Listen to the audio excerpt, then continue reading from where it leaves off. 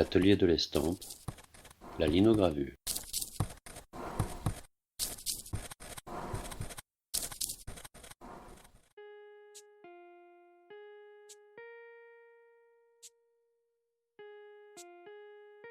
La linogravure est un procédé de taille directe apparenté à la gravure sur bois que l'on appelle xylogravure. Cette plaque est un linoléum composé principalement de résine, de gomme, d'huile de lin et de poudre de liège, le tout compressé sur une toile de jute. Avant de commencer, un léger ponçage assurera une meilleure accroche lors de l'ancrage. Comme toute estampe, le dessin, une fois imprimé, se retrouve à l'envers. Deux solutions s'offrent à vous. La première, à l'aide d'un ordinateur, faire une copie en miroir de votre dessin et le transférer tel quel. Ou, deuxième solution, retourner son original ou son calque pour le transférer à l'envers, de telle sorte qu'une fois imprimé, il se retrouve à l'endroit. Ici, on utilise un papier transfert.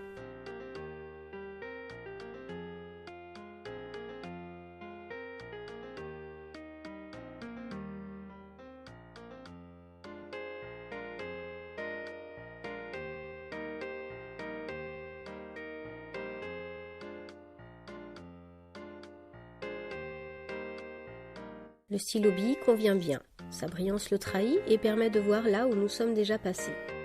Un stylo coloré aurait été encore mieux.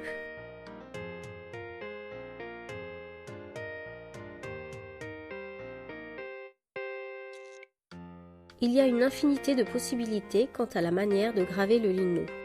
Citons le procédé de Picasso qui inventa une technique dite de la plaque perdue, c'est-à-dire qu'il imprime successivement plusieurs couleurs sur la même plaque en retirant de la matière à chaque couleur. Des artistes contemporains utilisent ce procédé qui permet, entre autres, de réaliser des ouvrages multiples en tirage limité.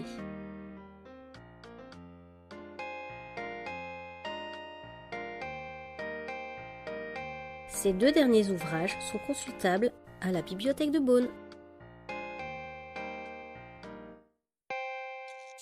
La technique de la linogravure s'appelle taille d'épargne, c'est-à-dire que nous allons épargner notre dessin et creuser toutes les parties dites blanches qui ne seront pas ancrées.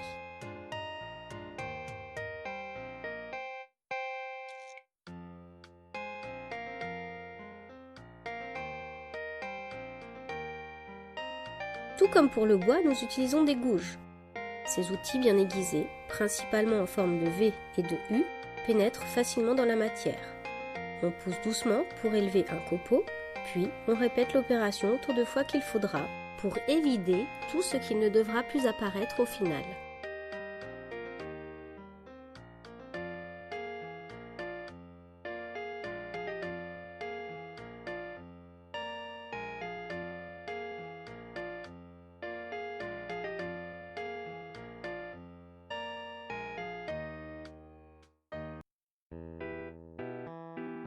Un premier ancrage fera ressortir le dessin et mettra en évidence les défauts éventuels.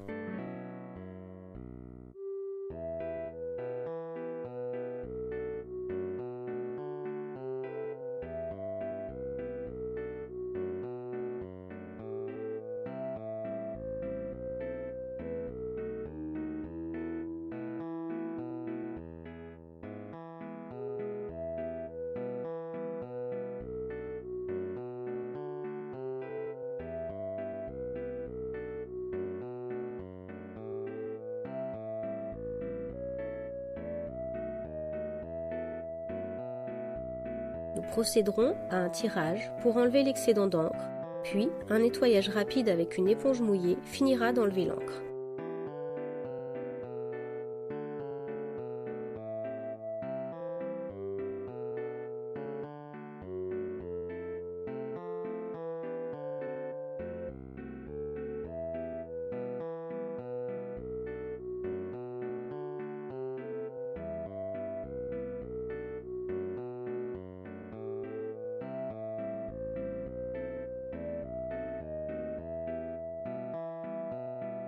Nous procédons aux rectifications, puis passons à l'ancrage.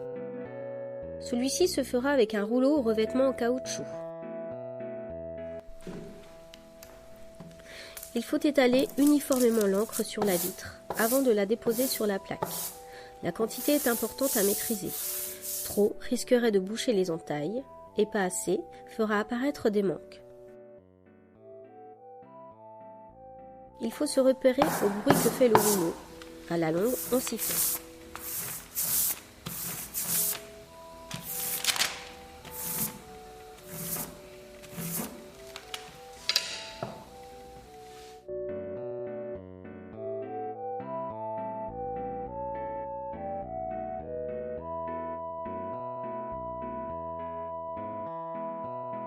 Pour imprimer, on utilise un papier à fort grammage, que l'on peut humidifier auparavant, mais on peut également utiliser toutes sortes de papiers, papier journal, coloré, tapisserie, calque.